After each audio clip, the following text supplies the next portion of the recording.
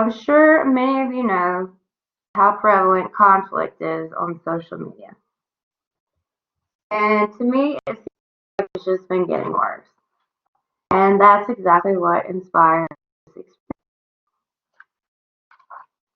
This particular experiment is the last of 3 studies. It began as an exploration of the relationship between certain personality traits and social media use. We were most interested in narcissism, which is an inflated sense of self-importance. We also investigated empathy and self-esteem. In those experiments, we found there was indeed a relationship between narcissism and more social media use. We also found a relationship between more social media use and lower empathy. For this experiment specifically, we decided to change the focus. We know from the body of literature that already exists that those with more narcissistic traits tend to respond aggressively when they perceive that there's a threat to their ego, per se. It's especially true when they feel like other people can see you. Additionally, the literature shows that meditation has been linked to reduced aggression, so less aggression. So this time, we decided to add neurofeedback. We still use the same personality traits, but only as covariants. We mostly wanted to see how those personality traits respond to those perceived threats online. What the participants' neurology looked like following those perceived threats, and whether or not having participants meditate at home would mitigate that effect.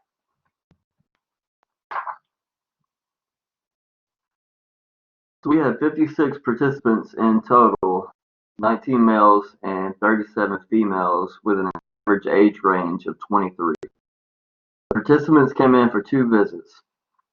Prior to their first visit, each participant completed an online survey that included questions regarding demographic information, the amount of time they spent on social media, as well as questions that assess levels of narcissistic traits, self-esteem, and empathetic traits. The end of the survey form included 4 narratives, and the participants were asked to compose a hypothetical social media post from the perspective of one of the characters in the narrative voice. During their first visit, the participants in the experimental group engaged in a period of guided meditation while wearing an EEG mind-sensing headband device. The device picks up on electrical activity generated by the brain and uses it to track whether the mind is at a calm versus an active or neutral state. While the control group was asked to scroll social media for 5 minutes while they also wore the EEG meditation device.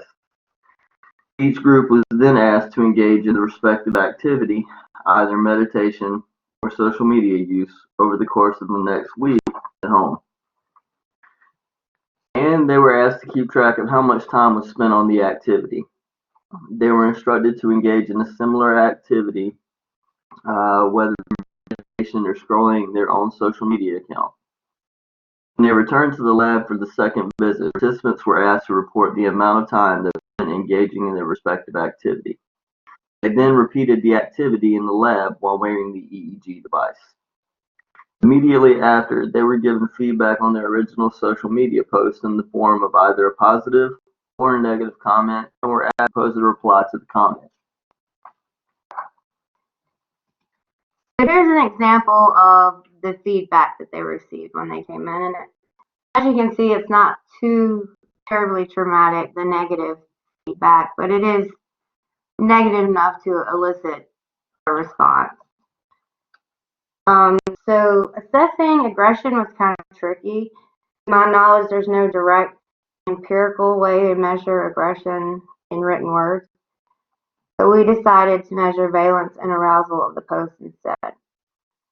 Valence refers to how positive or negative the word is, and arousal refers to how intense it is. By getting a score of each word and then averaging them together, we get an overall measurement of both valence and arousal, giving us an idea of how positive or negative the entire post is. as well as how intensely they were speaking. Loosely speaking, these scores can be interpreted as measurements of aggression in some contexts. In other words, more aggressive responses will probably rate as more negative and more intense. So what did we find out? After analyzing the data, we didn't have any specific findings relevant to empathy or self-esteem. But we did still have some really interesting results. Some of our data was surprising and some of it wasn't at all. Unsurprisingly, we did find a small correlation between meditation and mental calmness. The more time participants spent meditating and the less time they spent on social media, the more likely they were to have higher levels. Also unsurprising, participants generally responded more positively to feedback. However, what we found in regard to responses of negative feedback was the most surprising result of all. Those in the study that spent more time meditating responded more intensely to negative feedback than participants that had spent more time scrolling Facebook. So I'm going to give you guys our theory on why this may be, and then at the end of the presentation, I'm going to ask you if you have any ideas or interpretations of what it means. We think that scrolling social media may desensitize people, desensitize their minds to potential criticism, making them less susceptible to being triggered to have strong responses. Whereas meditating leads to one having an increased sense of mental awareness, meaning that they may have an increased sense of awareness of negative criticism, thus it elicits a stronger response.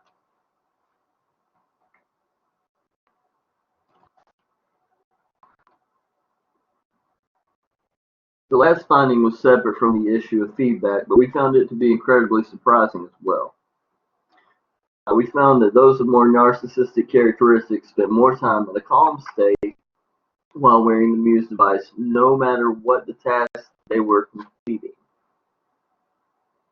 And again, here's our theory. We think it may be connected to the fact that they were being monitored. Higher levels of narcissism obviously go along with increased self-assuredness, which may generate a more calm state while being observed.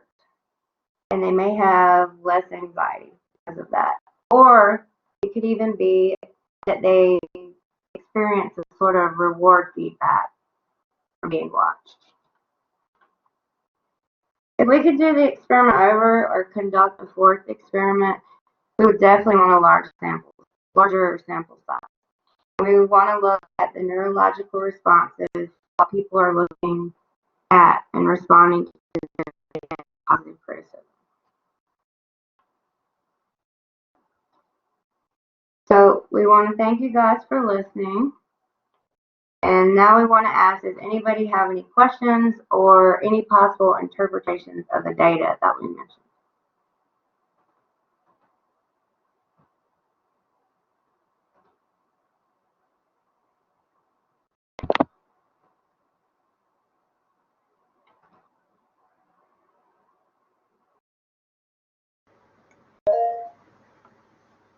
Yeah, Jen, go ahead, Jen.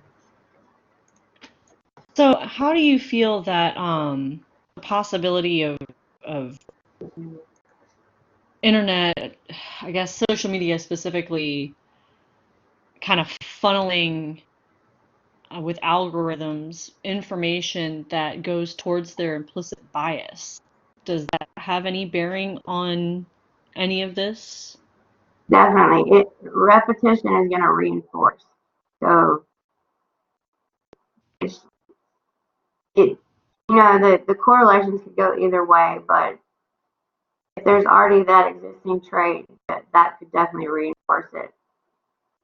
So say there was a social experiment where you force the algorithms to change in somebody's newsfeed. What do you think that would do to that person's mentality? That's a good question. Um,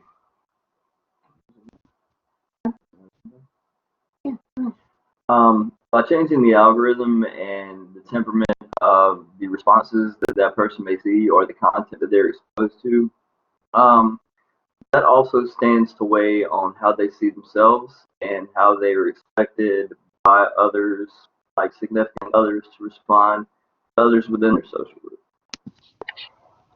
so if it's positive and more oriented toward others, maybe it would lessen narcissistic traits if that's reinforced.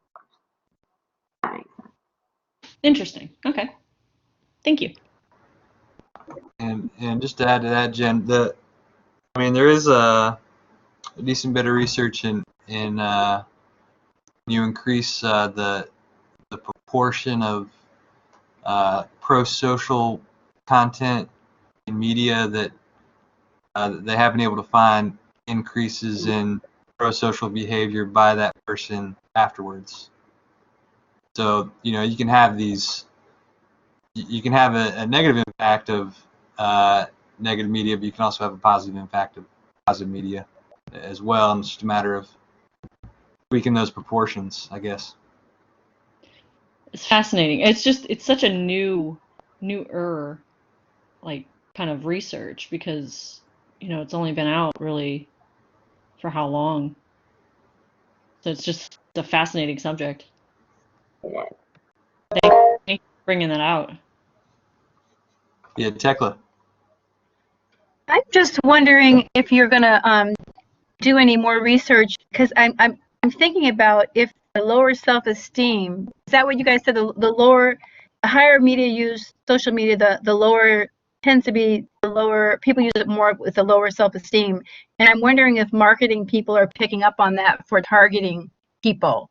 If that's a danger that is something that you guys are looking at, or. Well, we haven't actually looked at that in the study, and we didn't necessarily find anything about self-esteem. We were expecting to, but we didn't. Okay. But we also had a small sample size. But you're absolutely right.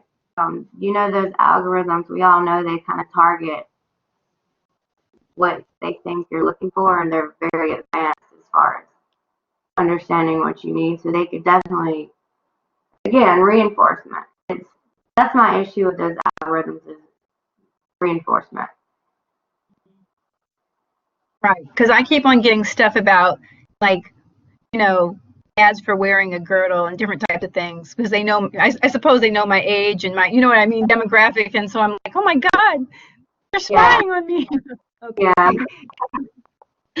Well, Lord, heaven forbid if you search something on the internet, you're now seeing all this stuff for a certain type of dog food. It's like, I just was looking that up for a friend.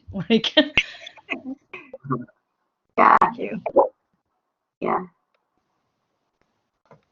Very creepy.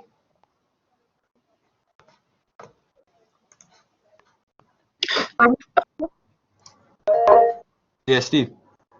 Yeah, I was just wondering. So, if I'm right on this, you guys were looking at things that people had responded to. So they're not actively responding. Is that correct? They're just really just kind of engaging with it in a passive way. Well, you got that reply post, and so that they create a reply post. So they create a reply post to these fake kind of ideas, right? Yeah, to feedback. Mm-hmm. But I guess one of the questions I would have would be, how much was it political in nature, like the original posts? Were there, I guess, when you talked about the valence aspect and there's also the effective nature of it, I guess, were you going after certain aspects of that and almost like kind of identity markers of these people that you're thinking of that you could elicit more narcissistic behavior to inevitably kind of balance out that with meditation? I was just wondering if that was one of the things that you had looked at. No. So that would be a good idea. Yeah, and those passages that they read, they based their original posts on were there were stories about people helping people actually, and then they were making this post where they had to kind of take a perspective of one of the characters in that story about somebody getting helped in some way. Yeah, they were all pro-social. Yeah. And actually, there was one that was political. So that was one of their choices.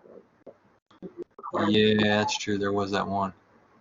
It ended in somebody being helpful, though, but it did. Yeah, it did have some content in it. So. Because I was just wondering. I mean, especially there's several kind of agencies out there right now that are kind of doing the. I don't know if you've seen these things, but it's like who is a fake political, who's like a Russian agent essentially, and so it gives you like a Facebook profile and some posts, and you have to see, is this person fake or real, and you kind of have to like kind of looking at those posts, and I don't know, I'm just kind of thinking that if you kind of look in these aspects, especially with this idea of there are certain ideas of fake news versus true sources, for example, how can you does meditation help even like absorbing that information? Because I do think you're right in that it's a feedback circle. Basically, you try to get into this echo chamber, which is one of the reasons why you have the creation of new social media platforms like Parler. And so that aspect, I think the feedback loop will continue to build it. And it would probably make sense to have some kind of mitigating technique out there. Yeah, that could be an interesting follow-up. Yeah. Get people into those spaces. Yeah. We in hindsight wish we had had that Muse headset on them while they were reading that feedback, at least. But yeah. Thank you. Anybody else got any questions or comments? One last question. Did you guys happen to look at their personal social media accounts, like just kind of as an analysis type aspect? No, I considered it, but I didn't end up going with that. Okay. That was very good. I mean, I would imagine you'd have to de-identify similarly, but it'd be an interesting kind of idea as well. Yeah, because we didn't have anything in the demographics that got kind of tapped into that either, did we? No. Yeah. How long, how much time they spend doing various activities. Yeah. Yeah. How frequency of social media use that was on that demo. If I had all the time in the world, I'd like to see, not only their page, but how they're interacting, all the things that are going on. Yep. Lots of variables. Yeah. Oh, yeah. Thank you, Tommy and Caden. And I guess now we'll